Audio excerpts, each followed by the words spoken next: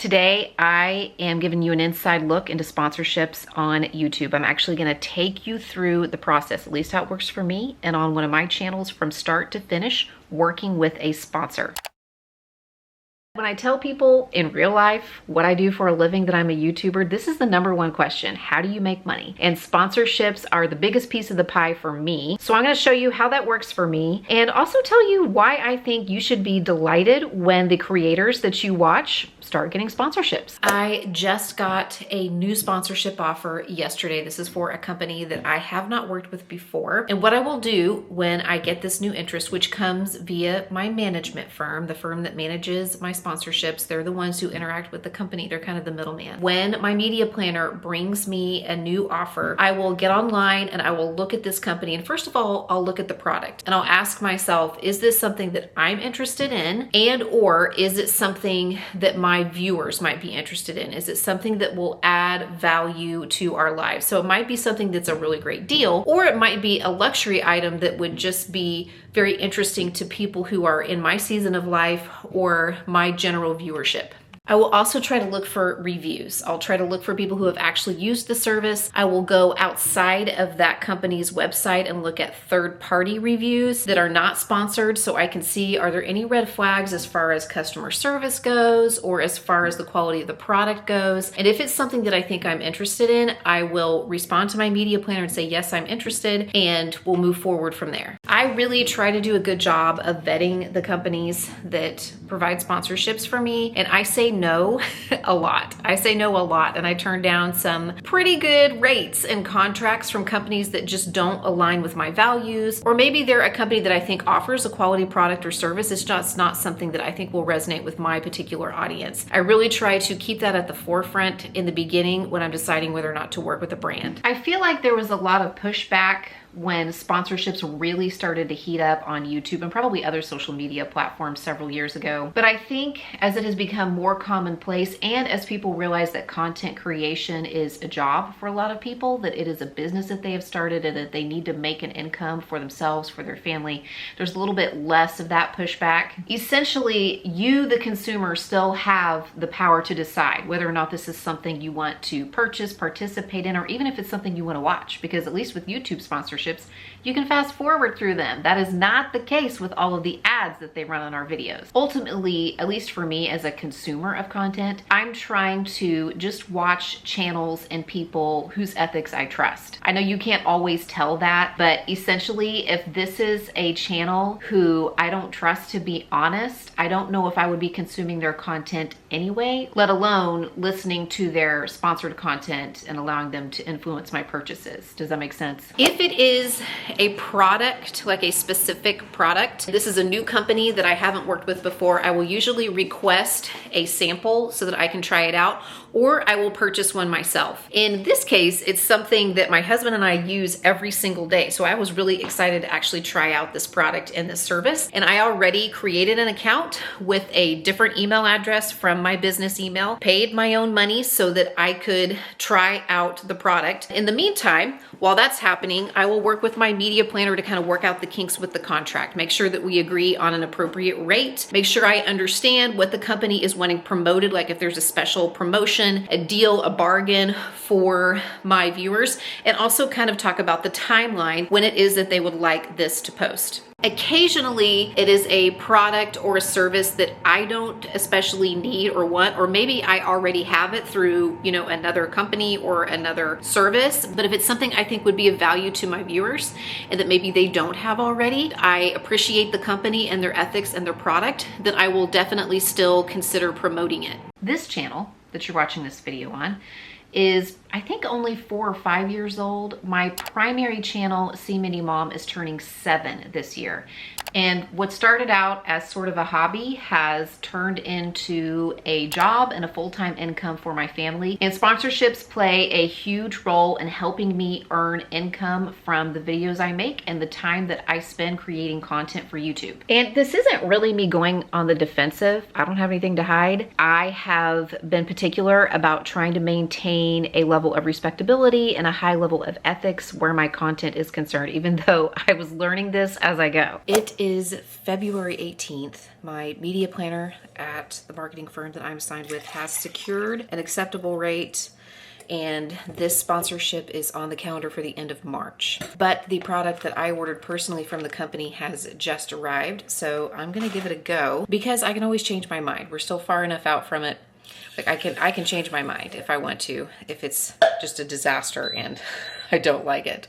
A lot of creators, especially if they do this for a long time, they have multiple revenue streams. One of the most widely known is Google AdSense. So the ads that run at the beginning or at the end or somewhere in the middle of our video that Google places within our videos that we upload on YouTube, we receive a percentage of that income that is generated by those ads. But that form of income is very fickle and unpredictable. For instance, right now, my videos are getting a similar number of views as usual. They're performing pretty well, but they're not making as much money. My rate per mil, the rate on average that I would make per 1,000 views is just much lower. It's the kind of thing as a content creator that drives me a little bit crazy because a lot of times we can't figure out why. It just is what it is. It's the cycle of the YouTube algorithm, and sometimes it is favoring us and sometimes it just isn't. But with sponsorships, I, the creator, am not as much at the mercy of the cyclical and unpredictable nature of the YouTube algorithm and Google AdSense. I know what the terms of that sponsorship are, what the expectations are, what the rate is,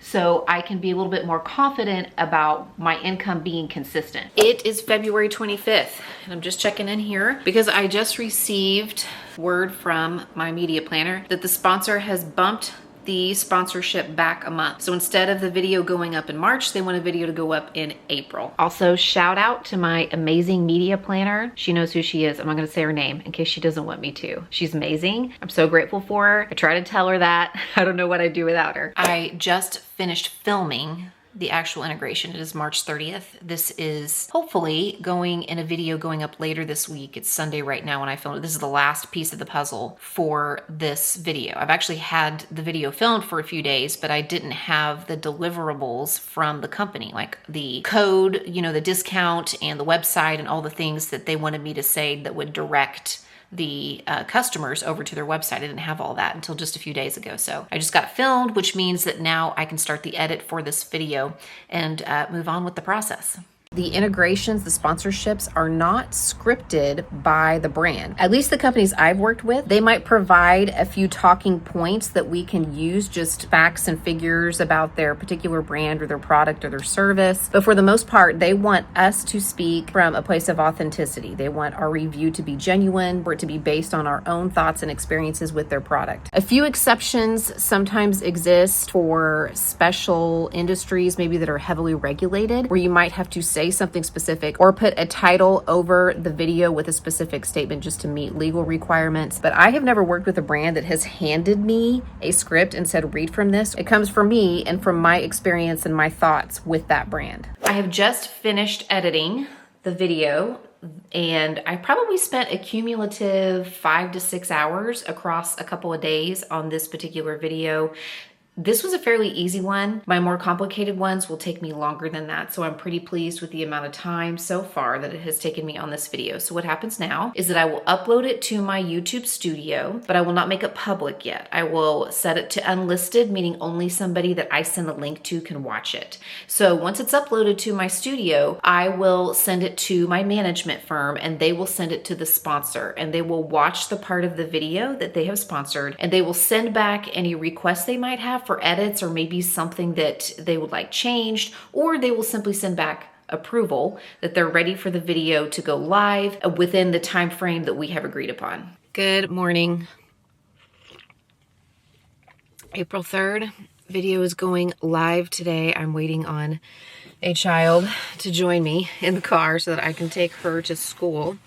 And then I have to come back and optimize the video, finish optimizing the video. And this is where we just make sure that everything in the description box is there that we want there. Like when I mention, hey, I'll leave a link to this recipe, or if I mention a video I've already made and I want to leave a link to that video. I also look at where the ads have been placed by YouTube. We don't always have very much control over that. that. We can sometimes move them around, but whether or not the ads play, what kinds of ads play, a lot of that is beyond our control as creators. I will also put what's called an end screen in. That's where I will put maybe direction to different videos and a subscription button. I might change up the title, make sure that there's a custom thumbnail. The thumbnail is the little picture that you see when you're like scrolling through YouTube and you see all the videos listed. Just the kinds of things to make sure that everything's buttoned up and ready to go. And usually I like to watch my videos back once all the way through when they go live, just to make sure that everything's good, that the link is working for the sponsor if it's a sponsored video. I try to respond to comments, especially in the first 24 hours as they're coming in, just, you know,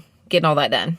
When the creators that you like and watch, and why in the world would you be watching creators that you don't like? Don't do that.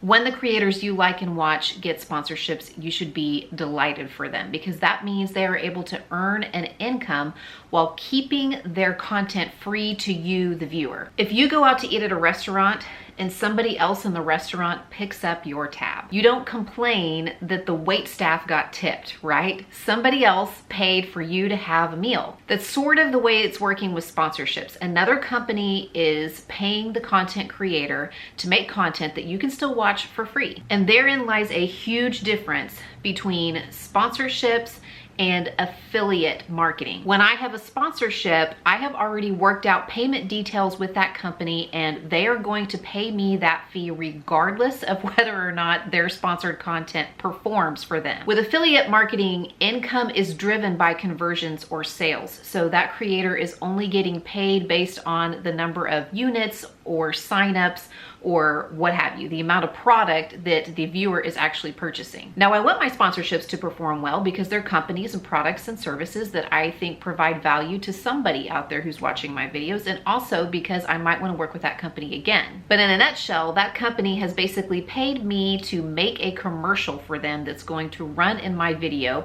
which then allows me to make the whole video free to the viewer so you can watch it, you know, whether you're purchasing that product or not. It has been a few days and the video is underperforming.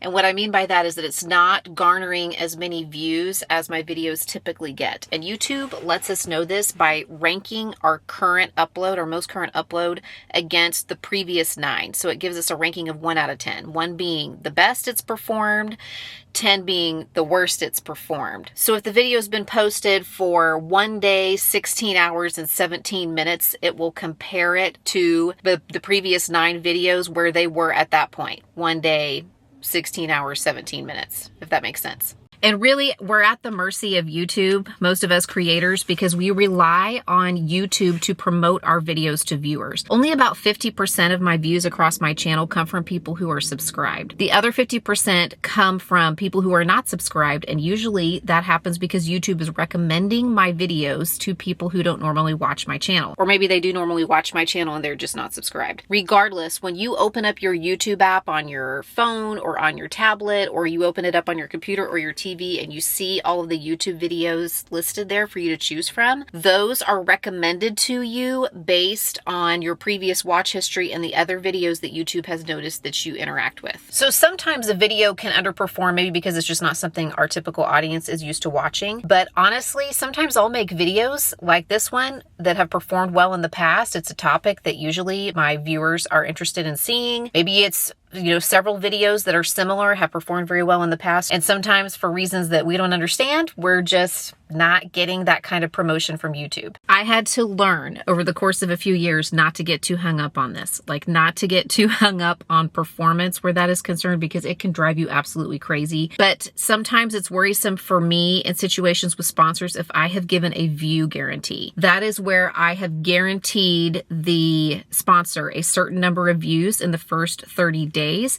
And if I don't meet that threshold, then they can ask for what's called a make good. Like they might ask me to mention it in another video, or they might ask me to mention it on another social media platform in order to make up the difference where that view guarantee is concerned. So we'll just have to wait and see. Based on what I'm looking at, it's going to be pretty close to the view guarantee. And a lot of times if it's close, they're not going to ask for one. In fact, I think only 2 times in the last 4 years have I been asked for a make good from a sponsor. And just because the video isn't getting as many views doesn't mean that it's not converting for the sponsor. Sometimes a video that doesn't perform really well still performs well for the sponsor because people were interested in the brand and went and checked it out. You just never know. Those are numbers I don't see. I don't see from the brand how it performed for them, like how many conversions or how many sales they made. You are in my laundry room because I am moving the laundry, which is pretty much always going. But I wanted to share with you that April 16th, and I got a renewal from the brand, meaning they are going to work with me again. So it has not quite been 2 weeks, and even though the video itself is underperforming where views are concerned, the brand must be happy with the way it's performing for them because they want to sponsor another video, which is great news. It is May 6th when I'm wrapping this video up, and the only thing left pertaining to this particular integration is payment. I have not received payment yet. Typically speaking, brands take anywhere from 30 to 60 days, sometimes even up to 90 to 120 days to pay me. And I am so grateful for my management company, Table Rock, because they handle this. They make sure that everybody is getting paid, that the brands are being reminded about payment, and that those transactions happen. But sometimes it can take a while and a few friendly reminders and nudges from my management company to make that happen. I know this can be kind of a hot topic. Some people have very strong opinions about it. Other people are like, meh, whatever. But at any rate, I hope this was at least interesting. If not, hopefully one of these other videos are interesting, and I'll see you there.